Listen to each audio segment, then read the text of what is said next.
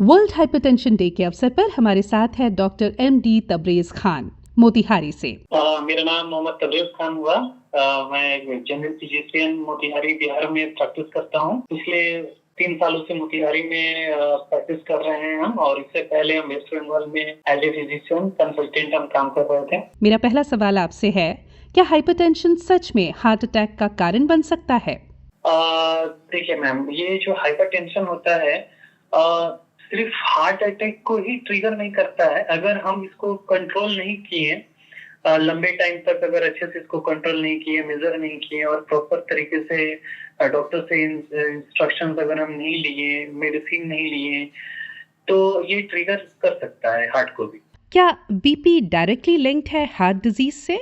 हाँ, ये जो बीपी है डायरेक्ट इसको कह सकते हैं कि लिंक है, क्योंकि कंटिन्यूअस अगर बीपी ब्लड प्रेशर हाई रहता है हमारे शरीर में, तो कंटिन्यूअस हमारे हार्ट को जो कोरोनरी आर्टरी होती है, जो ब्लड को हार्ट को सप्लाई करती है, वो कंटिन्यूअस उस पे फोर्स पड़ते हैं, और बीपी हाई होने के कारण से हार्ट फेल होने का भी चांसेस होता है डायरेक्टली।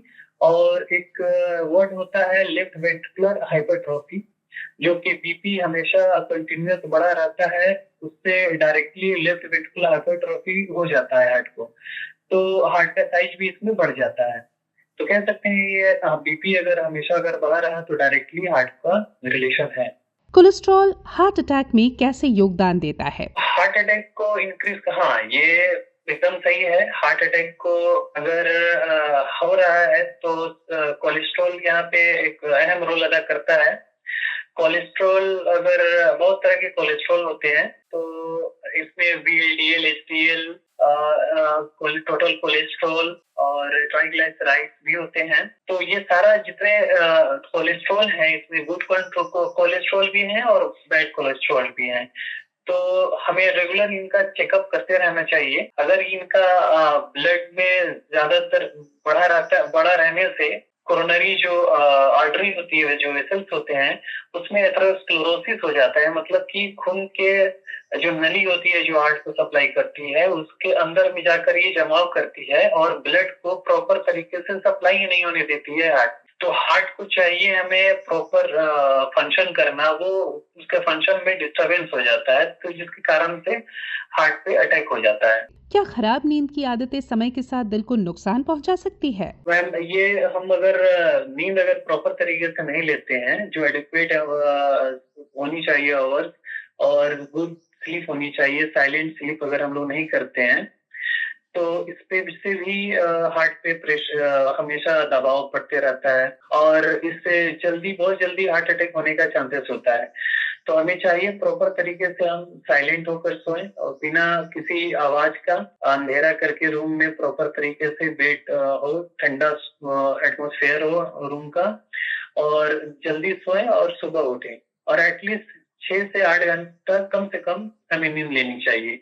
अगर इससे कम लेते हैं तो हमेशा दबाव प्रेशर बना रहता है शरीर पे, और जिसकी वजह से हार्ट पे अटैक होने का चांसेस होता है। क्या हाइपरटेंशन सच में हार्ट अटैक का कारण बन सकता है?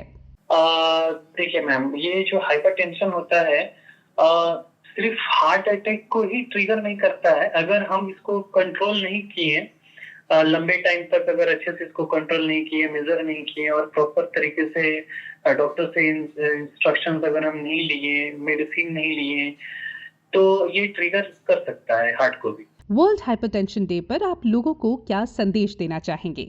मेरा यही कहना रहेगा सारे दर्शकों को कि वर्ल्ड हाइपरटेंशन जो डे है, जो हाइपरटेंशन है, इस हाइपरटेंशन को हम लोग सीरियस होकर चलें, और रेगुलर बीपी हम लोग चेकअप कराते रहें, और नियरेस्ट जो भी फिजिशियन है, डॉक्टर्स हैं, जो प्रैक्टिशनर हैं, उनसे हमेशा सलाह लें।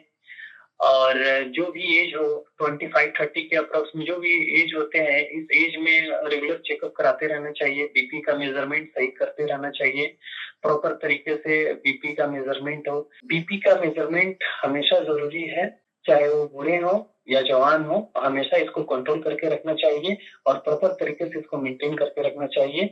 और बीपी जिनका भी बढ़ा रहता है, सोडियम का जो इंटेक है वो कम ले, रेगुलर एक्सरसाइज करें, और हमेशा अच्छी नींद लें और डॉक्टर से टच में हमेशा वो रहें। A public awareness initiative for healthy India.